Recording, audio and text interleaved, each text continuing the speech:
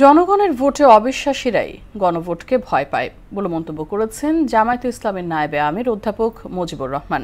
সংবিধানের দোহাই দিয়ে মহলটি গণভোট আয়োজনে সরকারকে ভুল পথ দেখাচ্ছে বলে অভিযোগ করেন তিনি। এ সময় কেউ পুনরায় ফ্যাসিস্ট হবার চেষ্টা করলে জনগণ লাল কার্ড দেখাবে বলে মন্তব্য করেন দলের সহকারী সেক্রেটারি জেনারেল রফিকুল ইসলাম খান। দুপুরে দলটির ঢাকা মহানগর দক্ষিণ কার্যালয়ে আয়োজিত এক সভায় এসব কথা বলেন তারা। আরও জানাচ্ছেন ওবায়দুল হক মারুফ।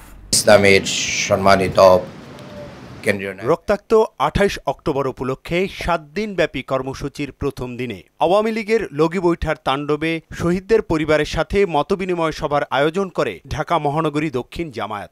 সংগঠিত হয়েছিল মূলত ২০০১ থেকে ৬ সাল পর্যন্ত।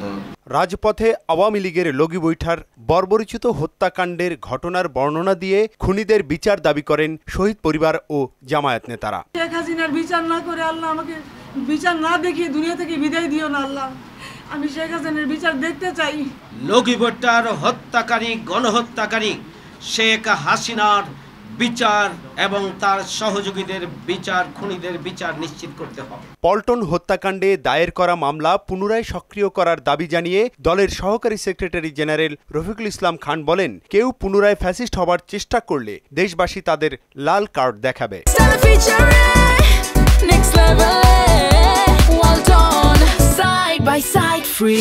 সবাইকে শিক্ষা নিতে হবে, আমাদেরকেও নিতে হবে, সবাইকে নিতে হবে শিক্ষা।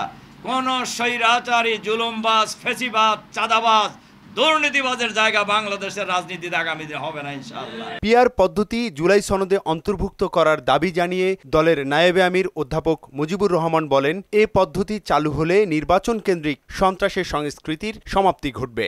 জনগণের মতামত নিয়ে গণভোটের ব্যবস্থা করতে হবে। আর গণভোট কারা ভয় করে?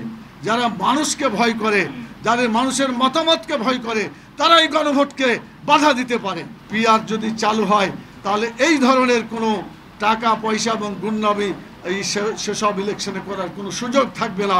আগামী জাতীয় নির্বাচন সুষ্ঠু হলে টেকনাফ থেকে তেঁতুলিয়ায় ইসলামপন্থীদের নিরঙ্কুশ বিজয় হবে বলেও প্রত্যাশা তার। আগামী দিনে জামাতকে, ইসলামকে বিজয়ী করার জন্য জনগণ সিদ্ধান্ত নিয়েছে। এই ফর্মুলা টেকনাফ থেকে তেঁতুলিয়া পর্যন্ত সকলের কাছে আজকে আপনারা শুনতে পাচ্ছেন, আমরাও শুনতে পাচ্ছি।